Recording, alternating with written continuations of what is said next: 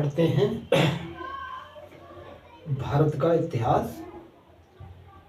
भारत के इतिहास में प्राचीन भारत, और प्राचीन भारत को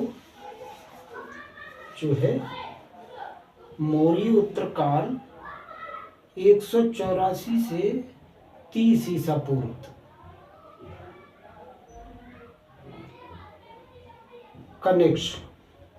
कनिष्क बौद्ध धर्म की महायान शाखा का अन्वयी था। की नामक ग्रंथ से पता चलता है कि कनिष्क ने कश्मीर से कुंडलवन में बौद्ध धर्म की चतुर्थ संगति बुलाई, जिसकी अध्यक्षता वसुमित्र ने की थी।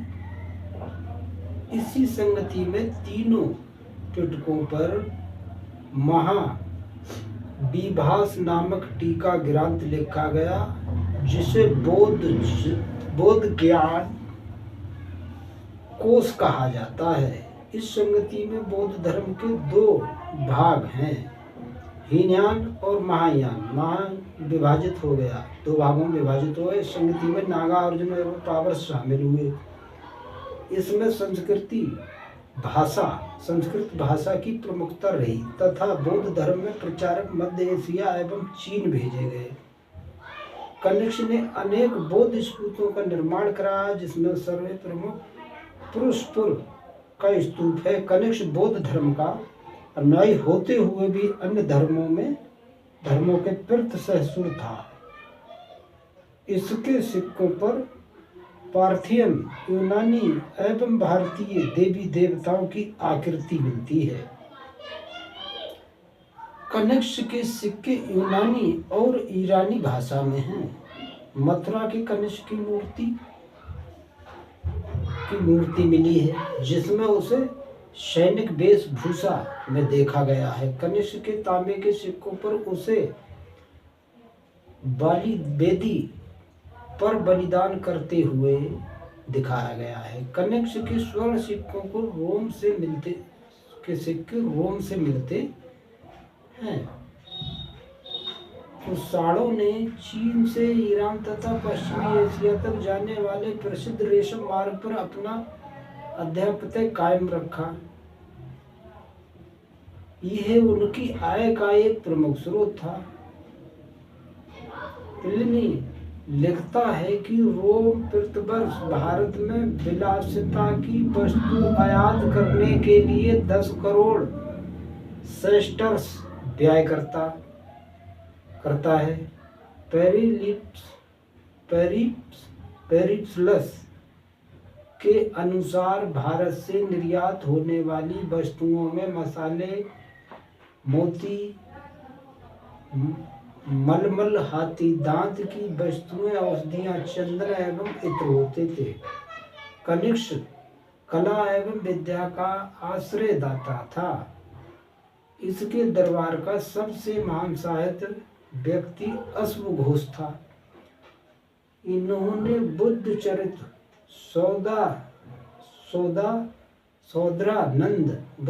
सौद्रानंद एवं सारिपुत्र प्रकरण की रचना की थी। कनिष्क के दरबार का एक अन्य विभूति नागार्जुन था, जो दार्शनिक एवं वैज्ञानिक था। इसे भारत का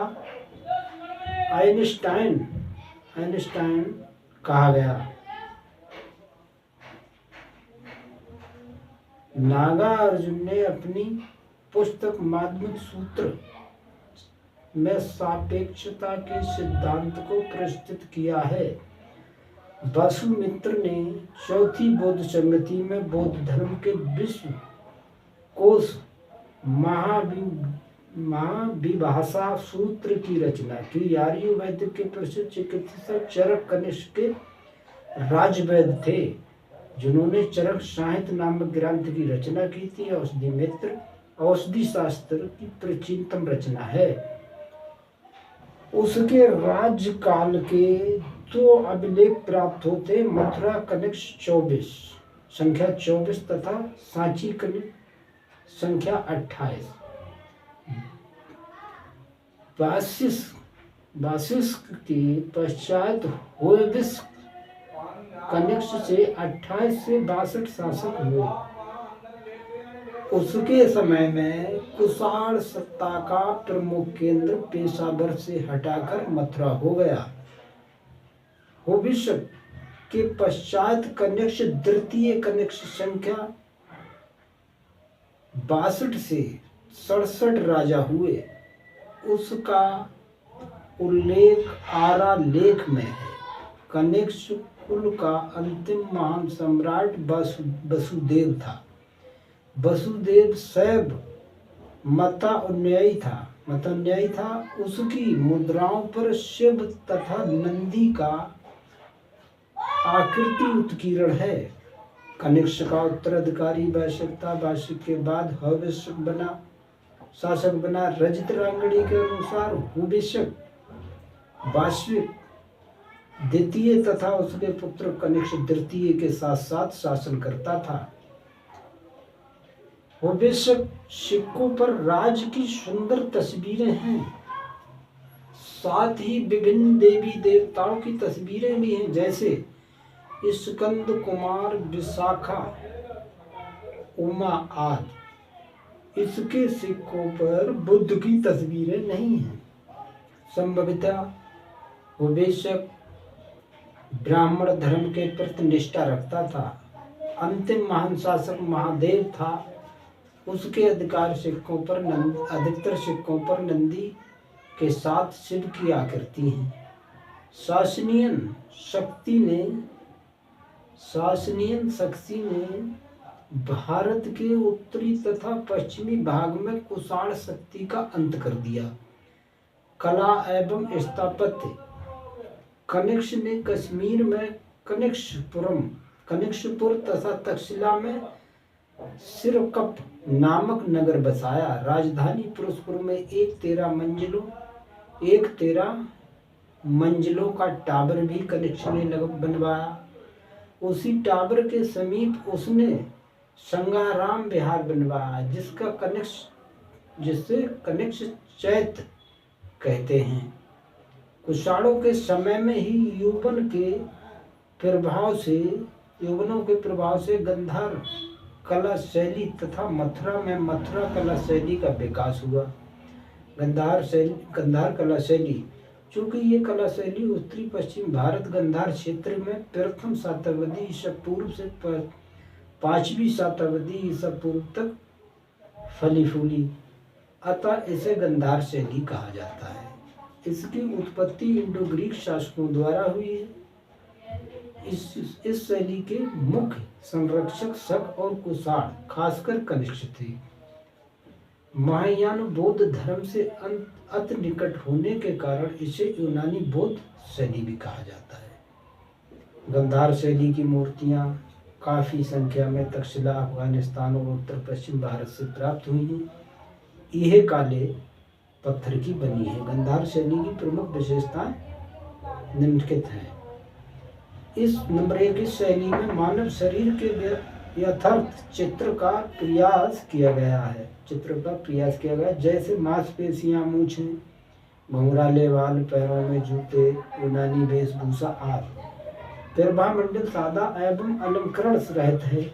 नंबर 2, गंधार शैली की बौद्ध मूर्तियों की आध्यात्मिकता तथा भावुकता न होकर बौद्धिकता एवं शरीर सौंदर्य की प्रधानता दिखाई गई है। नंबर 3, बड़ी और मोटी तह वाले वस्त्र का चित्रण हुआ है। नंबर 4, अलंकरण तथा जटिल संकेतवाद शैली में अलंकरण के साथ फूलों के नमूने तथा पशुओं की आकृति का प्रयोग किया गया है। गंधार शैली स्थापित कला मुख्यतः बिहारों के चैत्य निर्माण में अधिक प्रभावशाली है। इस शैली में बुद्ध की मूर्तियां ध्यान, पद्मासन, धर्मचक्र, परिवर्तन, वरद तथा अहद मुद्राओं में बनी है। तपस्यारत बुद्ध की एक मूर्ति जिसमें उपवास के कारण उनका शरीर अत्यंत क्षीण हो गया है। गंधार शैली की सर्वोत्तम मूर्ति कही जाती है। बुद्ध की मूर्ति यूनानी देवता अपोलो से मिलती है। इस शैली में बोधिसत्व की मूर्ति भी बनाई गई है, जिसमें मैत्रेय, अवलोकितेश्वर, पद्मपड़ी उल्लेखनीय हैं, किंतु सर्वाधिक मूर्तियां मैत्रेय की हैं। कुछ देवियों की भी मूर्तियां हैं, जैसे मातृ देवी, रोम देवी आदि। गांधार शैली में 2 ब्राह्मणवादी देवता ब्रह्मा और इंद्र भी उत्कीर्ण हैं। मथुरा कला शैली उत्तर प्रदेश विशेषता मथुरा में विकसित कला शैली को मथुरा शैली कहा गया है। इस शैली का विकास प्रथम शताब्दी में हुआ था। इस शैली में चित्तीदार लाल पत्थरों का प्रयोग किया जाता है। मथुरा शैली की प्राचीन भारतीय परंपरा भरहुत गया है तथा सांची का पर आधारित थी, लेकिन इसने गांधार शैली से ये यूनानी रोमन गुण उधार लिए है। मथुरा शैली में हिंदू, जैन और बौद्ध देवताओं की मूर्तियां का निर्माण किया गया है। मथुरा शैली के मूर्तिकारों ने विभिन्न कला एवं परंपरा के अनुसार दिया गया, जैसे यक्ष यक्षिणियों के साथ कुबेर की मूर्ति तथा वृक्ष पुष्पभजिकाओं के साथ बुद्ध और बोधिसत्व की पूजा परस्पर मिलता है। मथुरा शैली में पहले बोधिसत्व की तथा बाद में बुद्ध की मूर्तियां बनाई गई हैं। मूर्ति के चेहरे के पीछे एक वृत्त बनाकर आध्यात्मिक शक्ति को बढ़ाने का प्रयास किया गया है। मथुरा शैली में ही प्रारंभ हुआ। मथुरा के शिल्पकारों ने ब्राह्मण धर्म के देवताओं की मूर्तियां भी बनाई। प्रसिद्ध देवता शिव और विष्णु अकेले तथा कभी कभी क्रमशः पार्वती एवं लक्ष्मी साथ साथ निरूपित किए गए हैं। मथुरा शैली के कुछ महादुर्से की कथाएं भी प्रतिनिधित्व करते हैं। मथुरा शैली की कुछ मूर्तियां नीले श्रेष्ठ पत्थर से बनाई गई हैं। महिला मूर्तियों में यक्षिणी, नागिनी एवं अप्सराओं की मूर्ति विशेष उल्लेखनीय है। राजश्री मूर्तियों में सिर विहीन कनिष्क की मूर्ति सर्वाधिक महत्वपूर्ण है। मथुरा शैली में ब्राह्मण, बौद्ध, जैन धर्म से संबंधित मूर्तियों का निर्माण हुआ है, जबकि गांधार शैली में विषय युक्त मुख्यतः बौद्ध धर्म में ही संबंधित रही हैं। मौर्य उत्तर काल में भारत, दक्षिण भारत,